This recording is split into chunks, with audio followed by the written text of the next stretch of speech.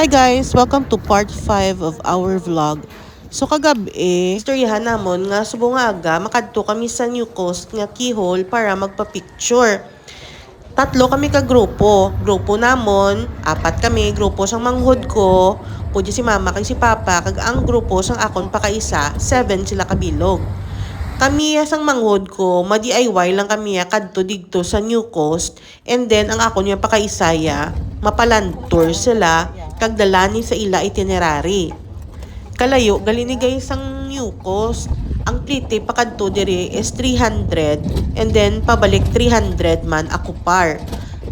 Kay kuno wala na di mi nagabiyahe nga nagasulod, di ba lang nga kung wala idulong. So usually ang padulong dire nagapahulat sila.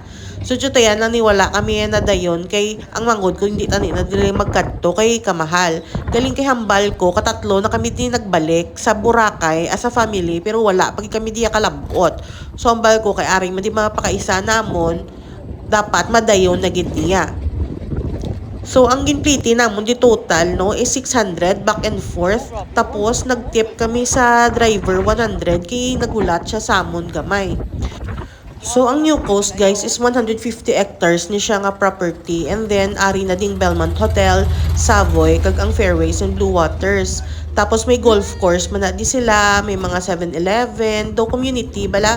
And then, ari di mga condominiums, mga ang ibang ginapa Airbnb. So dako siya nga lugar and then ari man digaling Chancellor Hotel. So dapat yan naka ano kagid na diya naka e-trike no kay kung lakton mo ni ayawang kagid niya kalakat. So ang kaisa kuya kay nagpaland tour sila ya. Kung group of 4 ka mo no usually ang land tour is 1,500 for 3 hours, so 500 per hour, and then magsubra ka mo da, additional 500. So mas nami tani no kung nagpa-land tour na lang kami bala kag sa amo lang na iyaha kay ang iya sa pakaisa ko nami abila tour guide nami pa magpicture. Pwede man na di ka swim ang public sa New Coast Beach tapos pwede man ka di kasulod kag mag-walking. Ang problema lang is ang usual di nga nagasulod nga e-trike is akupado kay nagaland tour. So usually ning ari ning nagaari di nga mga e-trike may ginahulat na sila.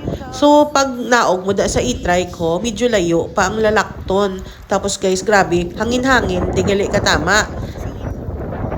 I don't know lang kung subong lang ning adlaw kay daw maulan o kung every time amo ginadiyak pero hangin-hangin siya guys kabudlay gali di mag picture no kay ang mga buhok mo bala kung wala ka nakapungos tiga kadto sa tsura mo. So medyo layo ang siyang ginlakat namon tapos grabe lawig-lawig digali ang pila sang picturanay abi ko gani gamay lang di kadto kalawig gali isang pila.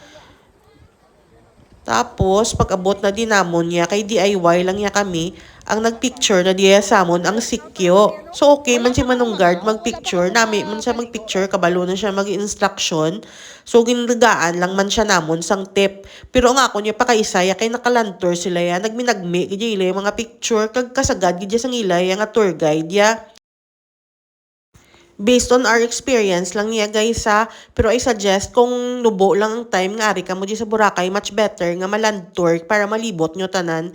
Kag feeling ko mas makabarato, kag tapos kung midala ka mo nga bata kag senior, mas beneficial gid saya kay para hindi na ka mo magsagay kanilakat bala kag sagay ka commute.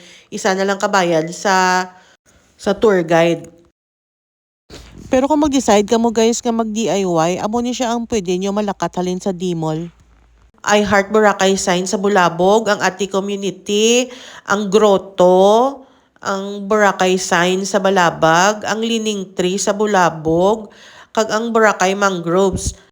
Actually, ang mangroves kag ang Ati Community, medyo layo man siya lakton, no? Pero carry. Pero ang the rest ya need na gid niya sakyong kay layo. Amo ni siyang New Coast nga kihol, ang Diniwid, ang Puka Beach kag ang ilig-iligan dapat isakyon gini kay layo gini sila ya hulong don gini sila ya kag medyo mahal ang plite pakadto dire 250 to 300 ang one way lang na siya. So ang grupo sa pakaisa kuno 7 sila nagpa ano sila ya nagpa-land tour sila ya may mga video pa ya ang ila yang tour guide sila. So gin-grab ko lang ni siyang video pero kanami ganyan sang ila tour guide do depende man sa makuha nyo nga tour guide kay miara man nga iban nga nabatian ko nga feedback nga hindi sila namian sa land tour kay gadali sila pero ning nakuha sang pakaisa kuya nami ya ila tour guide ya kay nagmi to dila niya mga picture ya. So after di namon pa picture sa keyhole, ang grupo namon sang manghod ko nagdiretso kami sa Puka. Ang ako niya naman niya pakaisaya, nag-continue sila ya sa land tour and makita na ilang galing kami karon liwat. Tapos galing diri na digin nakwa ang mga sea urchin no sa New Coast Beach as in fresh. So pagabot namon sa Puka guys, okay pa ang weather. And then nami man ato magpicture ang in charge sa Puka mo. Ang tag 20 pesos per head mo na ding hatag namon siya nga tip. So 140 kay pito kami. Nami na to siya magkuha. So last 2 years nga ari kami di siya man gyapon tong kapang picture. Kabalogid sila sa mga settings sa phone no. Gina-adjust Manila. Ang mga ara bala nga mga local sa per destination sagad na gid sila magkuha ya sa mga picture pati settings kabalo sila. I-ready nyo lang ang itip nyo sa ila. Pagtapos namon pa picture sa San Castle guys nag-ulan na gid ya todo. So nagpungko na lang kami diyan sa isa sa mga kalan-an di kag kaon na lang kami para maghulaw-hulaw balang ulan kay hindi kami nakahalin mo kay tudo na yung ulan. So nag-order lang kami di sang manok, rice, bihon kag bukod juice. Barato lang man tag 350 ni bala ang manok kag ang bihon 350.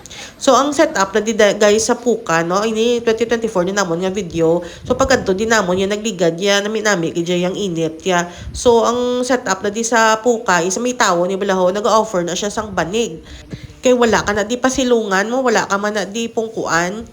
So ang banig nga na i-provide nila sa imo basta ma-order ka lang sa ila. So ang Puka namin na ding beach namin na di paliguan no kung init bala namin na di maligo sa Puka guys kay wala na di sang lumot. Tapos mas barato na di ko na magpa-braid sa Puka mo 250 pesos tatlo ka row tapos ang each additional row 250 pesos. Tapos barato mo na ding mga souvenirs must buy na ding mga Puka shell nga bracelet kag kulintas no kay diri lang na mabakal. So tapos namon kaon guys no nag-decide na lang kami nga magstay diri no kay ginahulat namon ang pakaisa ko. Tapos nila lantor diri sila ko nung Maniaga. Ang manghod kuya si mama kag si papa naguna na tuya balik sa ilang nga hotel. So kami na lang din nabilin. Ang original namon niya nga plano dapat diri gid man kami maligo liwat no galing kay ako ya nag-back out kuya kay kanding kuya nga daan. Kung tugnaw nagainit pa kuya tubig before maligo. Pero si Shonshon ya kag si tatay yate maligo gid sila ya kay nabasa na sila sa ulan mo. Tinaligo na lang sila sa dagat misan baskog ang balod kag mahangin giniya katama kag kisa nagatalite pa. Mayo lang gani kay ang banig niya nakuha namon may payong nga gamay. So sige amon tupong ko sige amon pamayong. So pagabot sa kinablos ko nagligo-ligo man di sila anay tapos ang mga pakaisa ko yan nanyaga. Ang nami na di sa Puka no kay do picnic style balahaw may mga banig tapos damo na di galibod sa mga pagkaon may mga donut nga homemade may mga turon may mga barbecue nga saging pwede ka man kabalon sang pagkaon kung gatipid ka mo pero dapat lang gid nga ma-order ka mo sang mga shake or kung ano man da nga ginahatag nga menu sang nag-provide sa inyo sang banig.